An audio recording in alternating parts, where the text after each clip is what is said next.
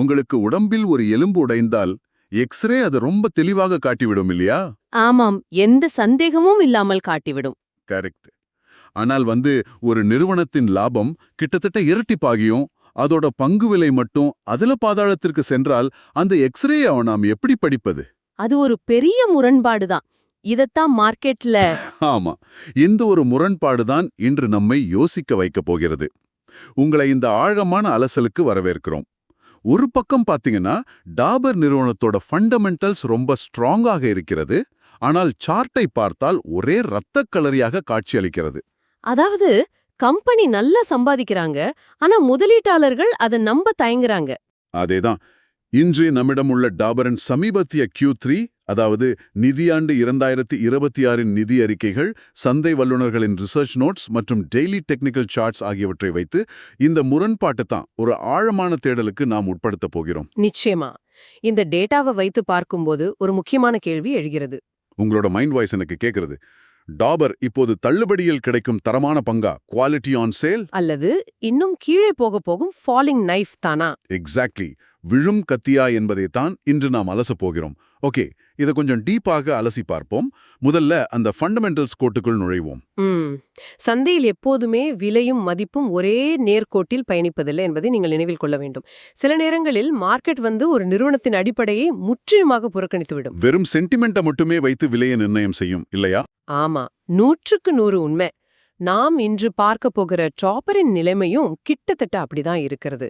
அவர்களுடைய வருவாய் அறிக்கை ஒரு கதையை சொல்கிறது. ஆனால் பிரைஸ் ஆக்ஷன் முற்றிலும் வேறொரு கதையை சொல்கிறது. கரெக்ட்.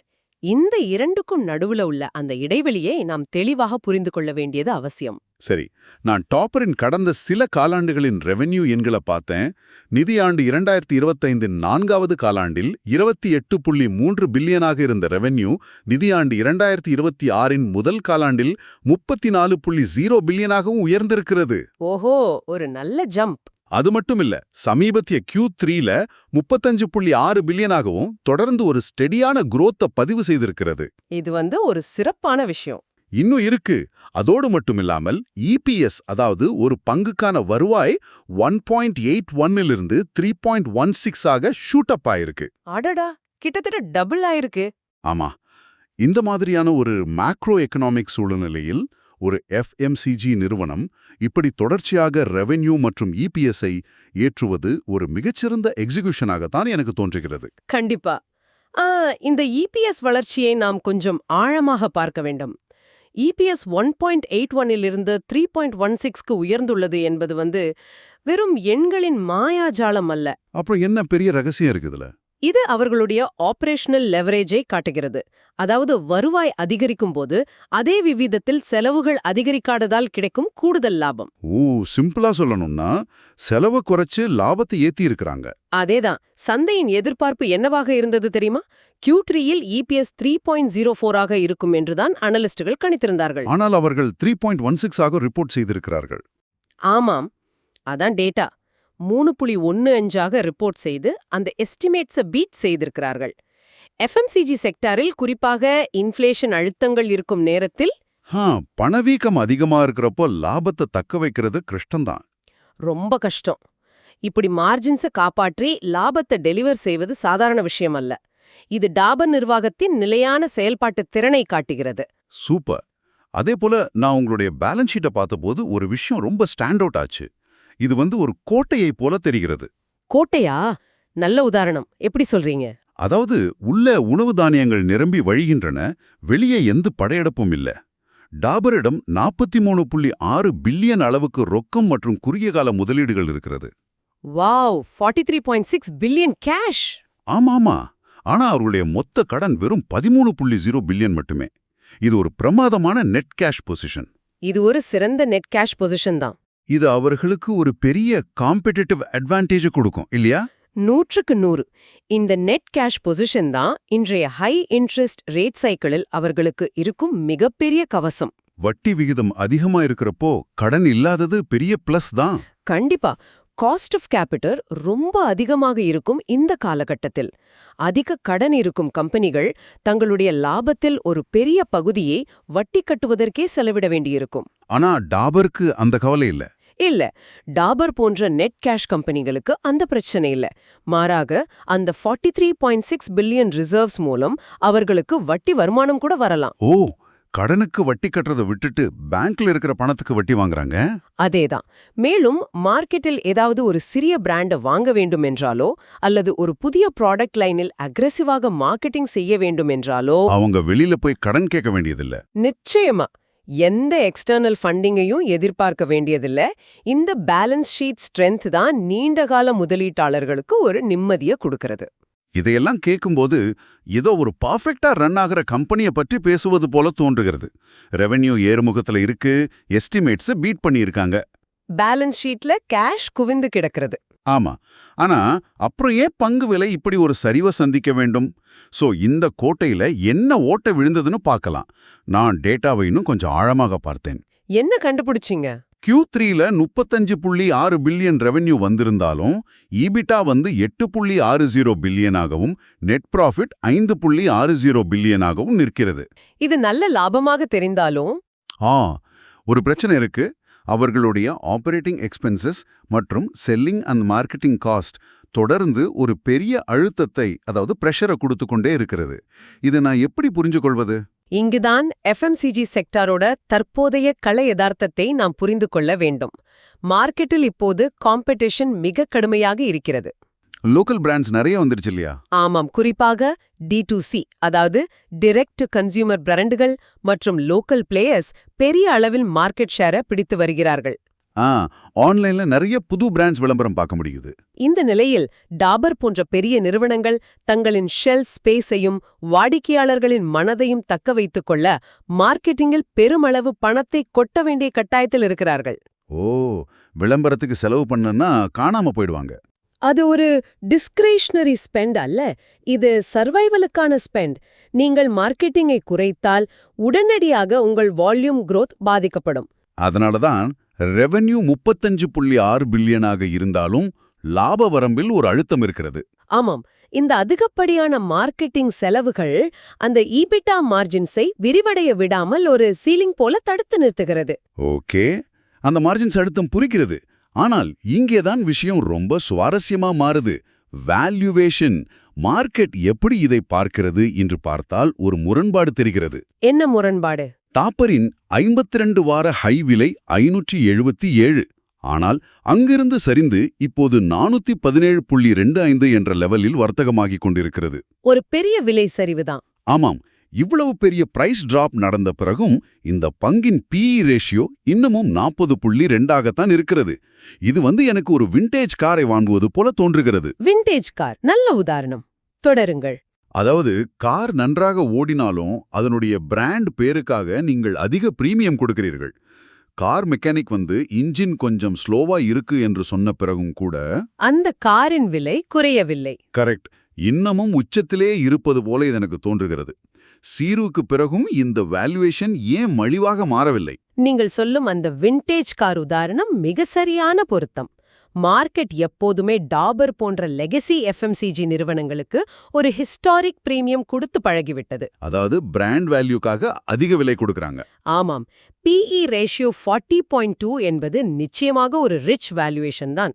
அதாவது நிறுவனத்தின் ₹1 லாபத்திற்காக முதலீட்டாளர்கள் ₹40 மேல் கொடுக்க தயாராக இருக்கிறார்கள். ₹1க்கு ₹40? அது ரொம்ப அதிகம் இல்லையா? ரொம்ப அதிகம்தான். ஆனால் இந்த பிரீமியம் வேல்யூவேஷன் எப்போது நியாயப்படுத்தப்படும்? அந்த நிறுவனம் எதிர்காலத்தில் மிக அபரிமிதமான, அதாவது அக்ரெசிவான லாப வளர்ச்சியை காட்டினால் மட்டுமே இது சரியாகும். ஆனா டாபரோட வளர்ச்சி அப்படி இல்லையே. இல்ல, அனலிஸ்ட் கணிப்புகளை பார்த்தால் அடுத்த சில காலாண்டுகளுக்கும் இதன் வருவாய் 30 பில்லியன் ரேஞ்சில தான் தொடரும் என கணிக்கப்பட்டுள்ளது. இது ஒரு ஸ்லோ அண்ட் ஸ்டெடி வளர்ச்சி. மிதமான வளர்ச்சி தான் இருக்கு. ஆமாம், இந்த மிதமான வளர்ச்சியை வைத்துக்கொண்டு 40 PEயை சஸ்டெயின் செய்வது மார்க்கெட்டுக்கு ஒரு நெருடலாக இருக்கிறது. அதனால்தான் மதிப்பீடு இப்போதும் குறையவில்லை. அதாவது விலை குறைந்திருக்கிறது, ஆனால் அதன் உண்மையான மதிப்பு இன்னும் மலிவாகவில்லை என்கிறீர்கள். ஒரு பொருளை 30% தள்ளுபடியில் வாங்கலாம், ஆனால் அதன் அசல் விலையே மிக மிக அதிகமாக நிர்ணயிக்கப்பட்டிருந்தால் தள்ளுபடியிலும் அது எக்ஸ்பென்சிவாக தான் இருக்கும், அப்படிதானே? ஆமா, நிச்சயமா. இந்த வேல்யூவேஷன் கம்ப்ரெஷன் என்பது பெரிய நிறுவனங்களுக்கு அடிக்கடி நடக்கும் ஒரு விஷயம்தான். லாபம் வளரும், ஆனால் மார்க்கெட் அதை பிரீமியம் கொடுத்து வாங்க தயாராக இருக்காது. அதனால தான் இந்த பிரைஸ் கரெக்ஷன் நடக்கிறது. அதேதான். PE ரேஷியோ ஒரு கட்டத்தில் 50லிருந்து 40க்கு வந்திருக்கிறது. இன்னும் இந்த மார்ஜின்ஸ் பிரஷர் தொடர்ந்தா மார்க்கெட் இந்த PE-யை 30 அல்லது 35க்கு கூட ரீரேட் செய்ய வாய்ப்புள்ளது. அந்த ரீரேட்டிங் பயத்தில் தான் முதலீட்டாளர்கள் பங்குகளை விற்கிறார்கள். அதனால தான் விலை சரிகிறது. கரெக்ட். இதுதான் வேல்யூவேஷன் முரண்பாடு. சரி, இது ஃபண்டமெண்டல்ஸ் மற்றும் வேல்யூவேஷன் நிலைப்பாடு. ஆனா இதையெல்லாம் தாண்டி சார்ட்ல என்ன நடக்கிறது என்று பார்ப்போம். ஃபண்டமெண்டல்ஸ் ஒரு நிறுவனத்தில் உண்மையான மதிப்பைச் சொன்னால், டெக்னிக்கல் சார்ட்ஸ் மார்க்கெட் முதலீட்டாளர்களின் தற்போதைய மனநிலையை அப்படியே காட்டும். ஆமா, சைக்காலஜி ரொம்ப முக்கியம். நான் சார்ட்டை பார்த்தும்போது கொஞ்சம் அதிர்ச்சியாவே இருந்தது. 2026 பிப்ரவரி 26ஆம் தேதி 518.50 இருந்த பங்கு விலை வெறும் ஒரு மாதத்தில் செங்குத்தாக சரிந்திருக்கிறது. ஆமா, மார்ச் 29இல் 410.45 வந்துவிட்டது. ஒரு defensive large cap FMCG stock ஒரு மாதத்தில் இவ்ளோ பெரிய பெர்சன்டேஜ் டிராப்பை சந்திப்பது என்பது ஒரு சாதாரண விஷயம் அல்ல. அது ரொம்ப ரேர் தான். இப்போது அது லேசாக மேலெழுந்து 417.25 நிற்கிறது. 2026இன் உச்சமான 525ஐ விட மிக குறைவு. இதை சார்ட்டில் எப்படி பார்ப்பது? மாடியிலிருந்து கீழே விழுந்த பந்து லேசாக துள்ளி எழுத போல இருக்கிறது. இது உண்மையான மீட்சியா? டெக்னிக்கல்ஸை பொறுத்த வரைக்கும் இந்த சார்ட் ரொம்பவே பேரிஷான டெரிட்டரியில தான் இருக்குது. நீங்கள் சொன்னது போல ஒரு லார்ஜ் கேப் ஸ்டாக் குறுகிய காலத்தில் இவ்ளோ பெரிய வீழ்ச்சியை சந்திக்கும் போது நிறைய டெக்னிக்கல் சப்போர்ட் லெவல்ஸ் உடையும் இல்லையா? ஆமா, பிப்ரவரியிலிருந்து மார்ச் வரை நடந்த அந்த செங்குத்தான சரிவு மார்க்கெட்ல ஒரு அக்ரெசிவான செல்லிங் நடந்ததை காட்டுகிறது.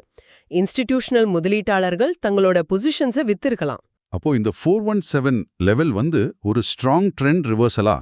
இல்ல, இப்போது விலை 410லிருந்து 417.25க்கு வந்திருப்பத ஒரு ட்ரெண்ட் ரிவர்சல் என்று உடனடியாக முத்திரை குத்த முடியாது. ஓ, இது ஒரு சின்ன பவுன்ஸ் பேக் தானா? ஆமா, இது வீழ்ச்சிக்கு பிறகு ஏற்படும் ஒரு இயல்பான தற்காலிகமான மூச்சு விடுதலாக கூட இருக்கலாம். ஒரு ரிலீஃப் ராலி என்று சொல்வார்களே, அது போல. நான் சார்ட்ல அந்த சப்போர்ட் மற்றும் ரெசிஸ்டன்ஸ் லெவல்ஸை கவனிச்சேன். கீழே இறங்கும்போது 403க்கும் 408க்கும் இடையில ஒரு பெரிய சப்போர்ட் ஜோன் இருப்பதை என்னால பார்க்க முடியுது. ஆமாம், அந்த இடம் ரொம்ப முக்கியம் வர்த்தகர்களுக்கு. அங்குதான் செல்லர்ஸின் வேகம் குறைந்து பையர்ஸ் உள்ளே வந்து விலையை தாங்கி பிடிப்பது போல் தெரிகிறது. இது ஒரு ஸ்ட்ராங் இன்ஸ்டிடியூஷனல் பையிங் ஜோனாக இருக்க வாய்ப்புள்ளதா? வாய்ப்பு அதிகம். 403 முதல் 408 என்ற நிலை ஒரு முக்கியமான இம்மீடியட் சப்போர்ட். மார்க்கெட்ல வேல்யூவேஷன் ஓரளவுக்கு கம்ஃபர்ட் ஜோனை நெருங்குகிறது என்று நினைக்கும் வேல்யூ இன்வெஸ்டர்ஸ் இந்த இடத்துல தான் வாங்க தொடங்குவார்கள். கரெக்ட். அதனால தான் அந்த இடத்துல விலை விழாம தாங்கி பிடிக்கப்படுகிறது. ஒருவேளை சந்தையில் ஏதேனும் பெரிய பேனிக் வந்து இந்த 403 சப்போர்ட்டும் உடைக்கப்பட்டால் விலை இன்னும் ஆழமான சரிவுக்கு கொண்டு செல்லப்படும். அங்கு செல்லிங் பிரஷர் இன்னும் வீரியமடையலாம். கண்டிப்பா, அதை ரொம்ப கவனமா பார்க்கணும். மறுபுறம் மேலே பார்த்தால் 420லிருந்து 425 வரை ஒரு ரெசிஸ்டன்ஸ் ஜோன் உருவாகி இருக்கிறது இல்லையா? நான் இதை எப்படி பார்க்கிறேன் என்றால், சொல்லுங்க, உங்கள் பார்வை என்ன? பிப்ரவரி மார்ச் மாதங்களில் 450 அல்லது 500 என்ற விலையில் வாங்கியவர்கள் இப்போது பெரும் நஷ்டத்தில் இருப்பார்கள். விலை மீண்டும் 425ஐ தொடும்போது அப்பாடா, ஓரளவுக்கு நஷ்டம் குறைந்ததே, விட்டு வெளியே வந்துவிடலாம் என்ற மனநிலையில் இருப்பார்கள்.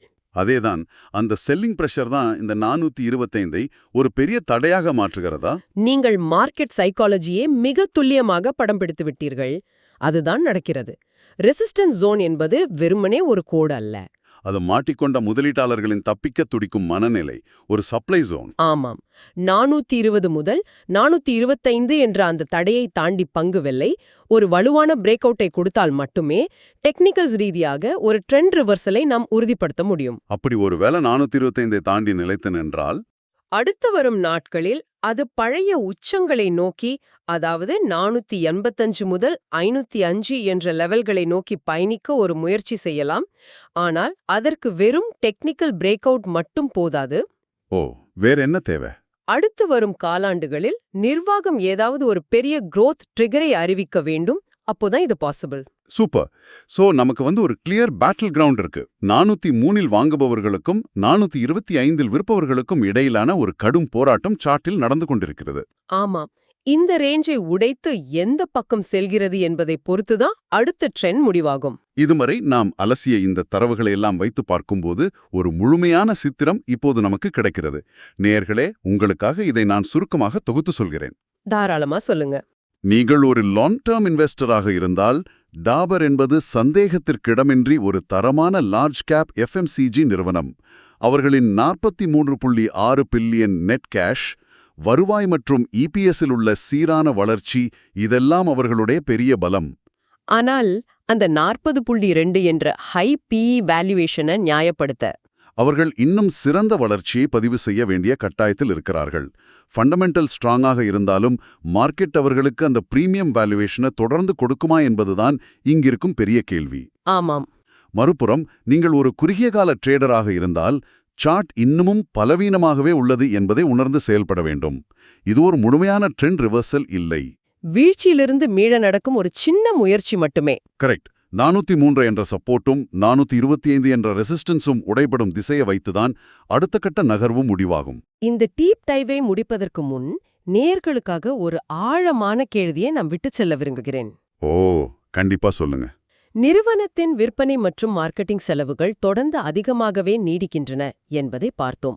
இந்த நிலையில் டாபரின் எதிர்கால லாப வளர்ச்சி என்பது எங்கிருந்து வரப்போகிறது? இது ஒரு நல்ல கேள்வி. அவர்கள் தங்களின் லாப வரம்பை காப்பாற்றிக் கொள்ள பொருட்களின் விலையை தொடர்ந்து ஏற்றிக்கொண்டே இருப்பார்களா? அதாவது பிரைஸ் ஹைக்ஸ், அல்லது விலை ஏற்றத்தை நிறுத்திவிட்டு அதிக அளவிலான பொருட்களை விற்பனை செய்வதன் மூலம் வால்யூம் growth மூலம் லாபத்தை அதிகரிப்பார்களா? இந்தியாவை பொறுத்தவரை விலையை ரொம்ப ஏத்துனா மக்கள் லோக்கல் பிராண்ட்ஸ்க்கு மாறிடுவாங்களே. அதேதான் பிரச்சனை. விலை ஏற்றத்தை மட்டுமே நம்பி ஒரு நிறுவனம் வளர முடியாது. உண்மையான வால்யூம் growth, அதாவது அபரிமிதமான வளர்ச்சி இல்லாத ஒரு நிறுவனத்திற்கு சந்தை இன்னும் எவ்வளவு காலத்திற்கு இந்த 40.2 PE என்ற பிரீமியம் மதிப்பீட்டை தொடர்ந்து வழங்கும்? இதுதான் ஆகப்பெரிய சவால்.